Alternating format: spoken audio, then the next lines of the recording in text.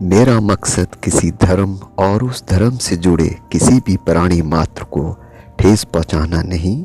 मेरा मकसद प्राणी के मन मंदिर में जो भगवान अपने अंश रूप में विराजमान है उसे उजागर करना और उस भगवान के होने का उस प्राणी को एहसास कराना मात्र है, और व्यर्थ के पाखंड, कर्म कांड, अंधविश्वास से बचाना और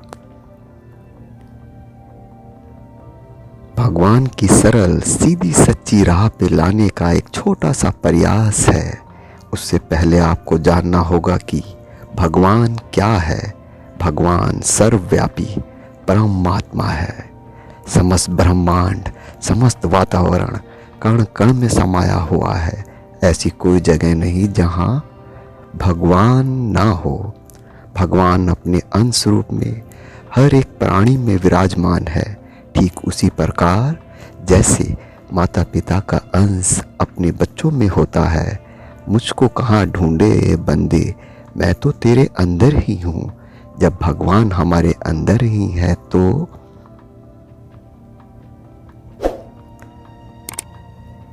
हमें इधर उधर व्यर्थ भटकने की और अपना समय नष्ट करने की क्या आवश्यकता है। आवश्यकता है तो सिर्फ और सिर्फ अपने मन को साफ करके भगवान को पहचानने की। मन चंगा तो कटौती में गंगा।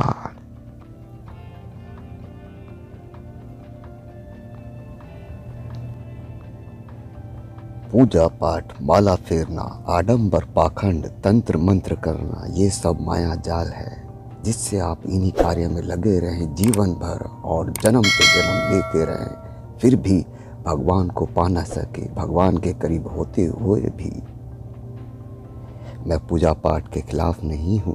पूजा पाठ करना भी बहुत आवश्यक है, परंतु आप ये सोचें कि पूजा पाठ के माध्यम से आप भगवान को प्रसन्न और भगवान को प्राप्त कर सकते हैं, तो यह आपकी भूल है। भगवान अपने लिए कुछ नहीं चाहता, अपनों के लिए चाहता है। भगवान को अपनी सेवा पसंद नहीं। इन सब क्रियाकलापों से आपका ध्यान केंद्रित हो सकता है और आप भगवान को जान भी सकते हैं कि भगवान कोई परम शक्तिमान है। ये सत्य है, परंतु भगवान को जानने मात्र से क्या आप भगवान को प्राप्त कर सकते हैं? और क्या भगवान की कृपा आप पे हो सकती है? कभी नहीं। भगवान को जानना और अपना ध्यान भगवान की ओर करना एक अलग बात है, परंतु भगवान की कृपा पाना तथा भगवान को प्राप्त करना, दोनों में ज़मीन आसमान का अंतर है। जानते तो आप भी बहुत लोगों को होंगे, परंतु क्या उनकी कृपा तथा उनको आप प्राप्त कर पाए हैं? किसी को जानना और अपना ध्यान उसकी ओर करने से वह आपका कैसे हो सकता है? अगर आप भगवान की कृपा तथा भगवान को प्राप्त करना चाहते हो तो सिर्फ और सिर्फ दो ही माध्यम हैं इस लोक में। मैं गारंटी से कह सकता हूँ, इन माध्यम के सिवा और कोई माध्यम है ही नहीं।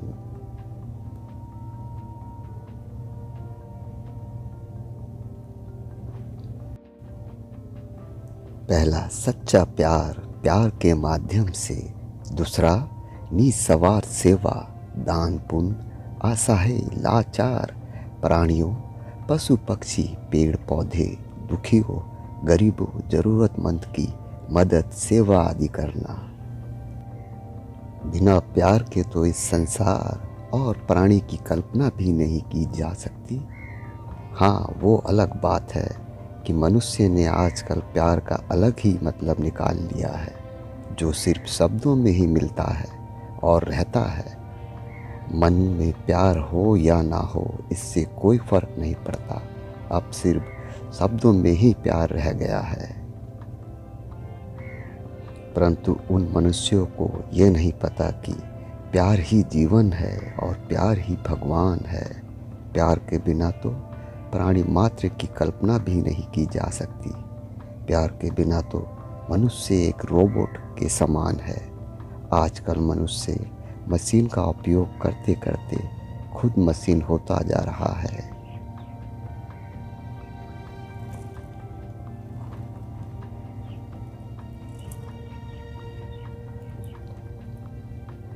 मनुष्य डुप्लीकेट प्यार रूपी शब्दों से अपना काम चलाते जा रहा है और सच्चे प्यार रूपी भगवान को भूलता जा रहा है।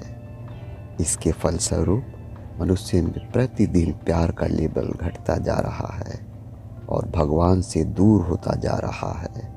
क्या आप भी अपने प्यार के लेवल को बढ़ाना चाहते हैं और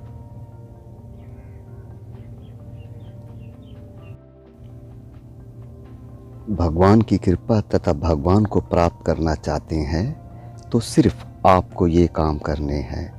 आपको किसी भी प्राणी का बुरा नहीं करना है और समस्त प्राणी, मनुष्य, पशु, पक्षी, समस्त प्रकृति से प्यार करना है। प्यार ही वो माध्यम है जिससे बिना तलवार बंदूक के समस्त संसार को जीता जा सकता है। संसार तो छोड़ो, स्वयं भगवान भी प्यार के बंधन में बिन बांधे बंध जाते हैं। सिर्फ जरूरत है तो अपने अंदर प्यार को जगाने की।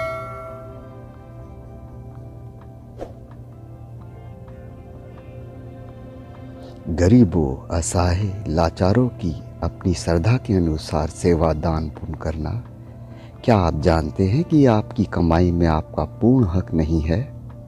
कुछ प्रतिशत भगवान का और कुछ प्रतिशत समस्त प्राणी का, जो कभी आपके अपने थे और आप उनके थे। हर एक प्राणी का हर एक प्राणी से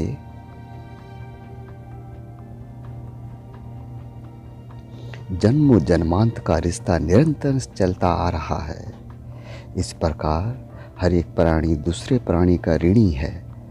अब आप समझ गए होंगे कि हर एक प्राणी आपका नहीं होते हुए भी आपका अपना है और आप उसके नहीं होते हुए भी आप उसके हो।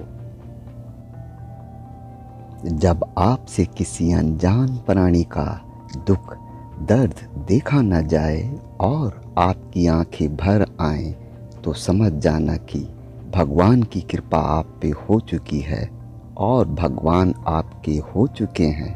निसंदेह इस संसार में बिना स्वार्थ के तो कोई अपनों से भी प्यार नहीं करता और आप तो निस्वार्थ हर एक प्राणी से प्यार करना जान गए हो।